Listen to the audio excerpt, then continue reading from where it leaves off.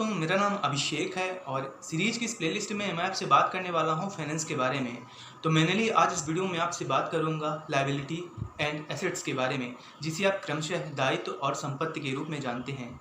तो देखिएगा दोस्तों, ये आपके लिए काफ़ी महत्वपूर्ण है, चाहे आप स्कूल कॉलेज स्टूडेंट हों या फिर कोई अपना प्रोफेशनल स्किल लाइक टैली आप गेन कर रहे हों। एंड इसके अतिरिक्त अगर आप लाइफ में कोई अच्छा सा निर्णय लेना चाहते हैं कोई भी चीज़ खरीदने के लिए या फिर करियर ग्रोथ के लिए, तो आपको समझना बहुत ज़रूरी है कि आखिर असेट और लायबिलिटी है क्या। देखिएगा, अगर आप परिभाषाओं पे जाएं या फिर सिंपली किसी लेक्चर्स पे जाएं तो आपके लिए काफ़ी कठिन लगेगा, काफ़ी कठिन शब्दावलियों का प्रयोग किया गया है। तो इस वीडियो में आपको जनरली बहुत सामान्य शब्दों में बताने वाला हूँ कि क्या है आपका एसेट, क्या है लायबिलिटी एंड कैसे आपको इसका यूज़ करना है। और ये भी बात करूंगा कि क्या असेट और लायबिलिटी सही होता है या खराब। तो दोस्तों, असेट वो चीज़ें होती हैं जिसके बदले आपको इनकम या रिवेन्यू जनरेट होता है। मतलब अगर आपके पास कोई एसेट या संपत्ति है तो आपको उससे अर्निंग होगी, आपका इनकम सोर्स एक साइड में वो भी बनेगा। वहीं पे अगर लायबिलिटी की बात करें तो लायबिलिटी ऐसी चीज़ें होती हैं जिस पे आपको रुपए लगाना पड़ता है। मतलब लायबिलिटी आपके पास है, वो आपसे रुपए आपकी जेब से बाहर निकालेगी। जनरली कहने का मतलब ये है कि जो असेट्स रहेंगे और लायबिलिटी रहेंगी, कई बार आप इन पे कन्फ्यूज़न करते हैं, कंफ्यूज हो जाया करते हैं। लाइक अगर हम बात करें कार का, ट्रक का, बस का एंड ऑटो का, मोबाइल फ़ोन्स का या फिर ऐसे किसी भी और इक्विपमेंट्स का, तो क्या ये लायबिलिटी है या एक एसेट है। तो जनरली मैक्सिमम लोग इसे एसेट के तौर पे देखते हैं, लेकिन अगर आप किसी गाड़ी को ही देखें, कोई 4 व्हीलर है, शोरूम से जिससे बाहर आती है, अबाउट 25% उसकी कीमत कम हो जाती है।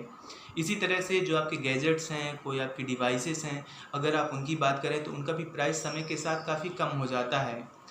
और कई बार तो जैसे मान लीजिए आपका कार है, महंगी कार है, महंगा फ़ोन है, उनकी रिपेयरिंग के लिए आपको एक्स्ट्रा खर्च करना पड़ता है। तो इस हिसाब से ये आपकी लायबिलिटी हो जाता है, दायित्व हो जाता है और आपको उसमें अपना रुपए लगाना पड़ता है। वहीं पे अगर आप बात करें संपत्ति का, लाइक कोई रियल एस्टेट की चीज़ें हैं और कोई आपका बिल्डिंग है जिसे आपने रेंट पे दिया है, तो वो आपके लिए एक संपत्ति का काम करेगी। लेकिन दोस्तों, ज़रूरी नहीं कि हर संपत्ति दिखने वाली चीज़ संपत्ति हो, बल्कि अगर मान लीजिए आपका कोई बहुत विशाल घर है, रहने के लिए 2 कमरे में आप रहते हैं, तो बकाया के जो मेंटेनेंस चार्जेस हैं वो भी आपकी एक लायबिलिटी के तौर पे आ जाएंगे। इसीलिए कई बार काफ़ी ज़्यादा कन्फ्यूज़न एंड विरोधाभास कंट्राडिक्शन भी रहता है कि क्या घर एक लायबिलिटी है और फिर एक एसेट है। तो दोस्तों, इसके बारे में हम इन डिटेल और बात करेंगे। उम्मीद है कि आप अब समझ पाए होंगे कि लायबिलिटी और एसेट क्या होता है। अगेन आई रिपीट, अगर आप एनालाइज करें तो एसेट के बराबर ही आपको बेनिफिशियल हो सकता है लायबिलिटी।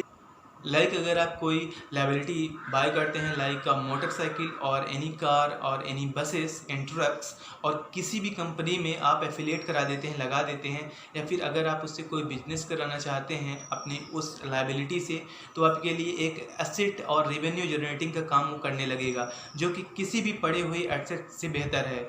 और कई बार क्या होता है कि आप ऐसा कोई एसेट खरीद लेते हैं, लाइक घर खरीद लेते हैं या फिर कोई ऐसा प्लॉट खरीद लेते हैं जहाँ पे आपका जो कीमत है उस एसेट का वो टाइम के साथ कम होता जाता है। कई सारे ऐसे केसेस हैं, तो ऐसे में वो आपके लिए एक बहुत बड़ी लायबिलिटी बन जाती है। तो आप इसीलिए अपने लाइफ में डिसीजन लीजिएगा और इस बात को तय करके कि एसेट एंड लायबिलिटी को आप कैसे मैनेज करें। एंड इसके अतिरिक्त दोस्तों, मैं आपसे आगे के वीडियोस में बैलेंस शीट एंड इनकम्स, इन सब के बारे में इन ब्रीफ बात करता जाऊंगा सामान्य शब्दों में, जो कि आपके लिए काफ़ी यूज़फुल होने वाले हैं। तो दोस्तों, डिस्क्रिप्शन बॉक्स में लिंक दी है, आप वहाँ पर जाके इसे ट्रांसक्राइब फॉर्म में रीड कर सकते हैं। आप हमारे साथ बने रहिएगा। धन्यवाद।